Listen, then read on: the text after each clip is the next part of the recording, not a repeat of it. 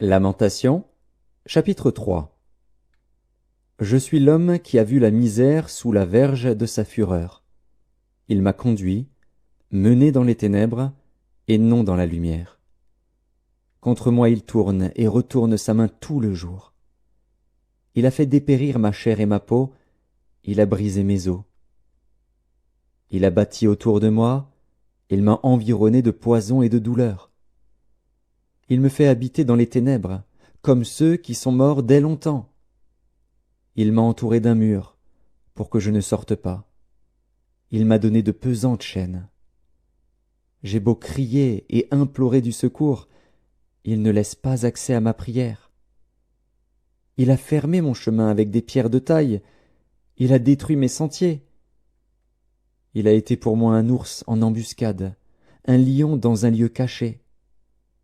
Il a détourné mes voies, il m'a déchiré, il m'a jeté dans la désolation. Il a tendu son arc, et il m'a placé comme un but pour sa flèche. Il a fait entrer dans mes reins les traits de son carquois. Je suis pour tout mon peuple un objet de raillerie, chaque jour l'objet de leurs chansons. Il m'a rassasié d'amertume, il m'a enivré d'absinthe. Il a brisé mes dents avec des cailloux, il m'a couvert de cendres. Tu m'as enlevé la paix. Je ne connais plus le bonheur. Et j'ai dit, ma force est perdue, je n'ai plus d'espérance en l'Éternel. Quand je pense à ma détresse et à ma misère, à l'absinthe et au poison, quand mon âme s'en souvient, elle est abattue au-dedans de moi. Voici ce que je veux repasser en mon cœur, ce qui me donnera de l'espérance.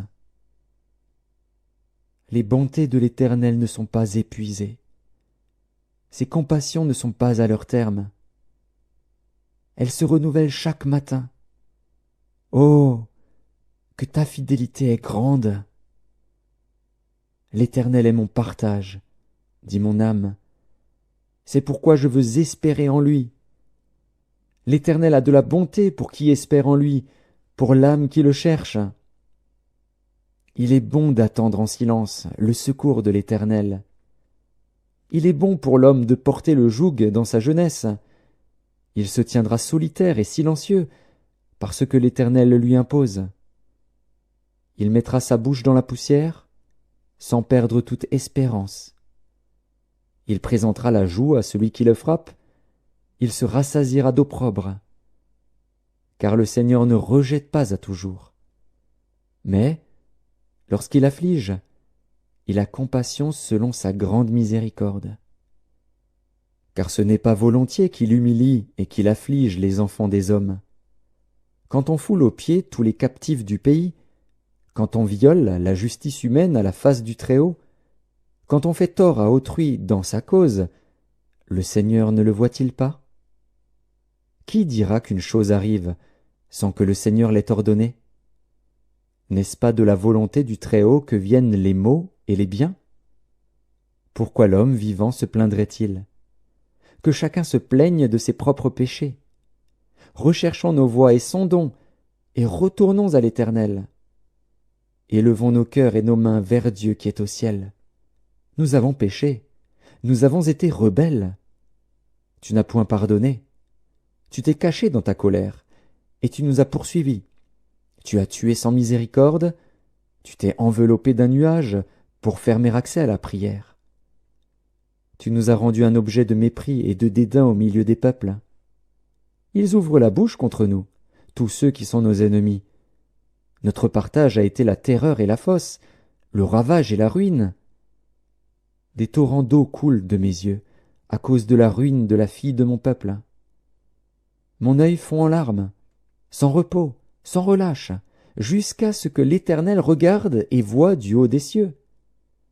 Mon œil me fait souffrir, à cause de toutes les filles de ma ville. Ils m'ont donné la chasse comme à un oiseau, ceux qui sont à tort mes ennemis.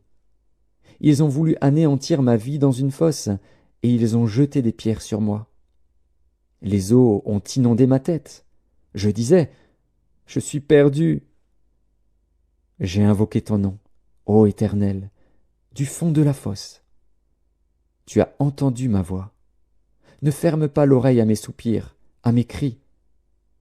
Au jour où je t'ai invoqué, tu t'es approché, tu as dit, « Ne crains pas. » Seigneur, tu as défendu la cause de mon âme, tu as racheté ma vie. Éternel, tu as vu ce qu'on m'a fait souffrir. Rends-moi justice. Tu as vu toute leur vengeance, tout leur complot contre moi. Éternel, tu as entendu leurs outrages, tout leur complot contre moi, les discours de mes adversaires et les projets qu'ils formaient chaque jour contre moi. Regarde quand ils sont assis et quand ils se lèvent. Je suis l'objet de leurs chansons. Tu leur donneras un salaire, ô Éternel, selon l'œuvre de leurs mains. Tu les livreras à l'endurcissement de leur cœur, à ta malédiction contre eux. Tu les poursuivras dans ta colère, et tu les extermineras de dessous les cieux, ô Éternel.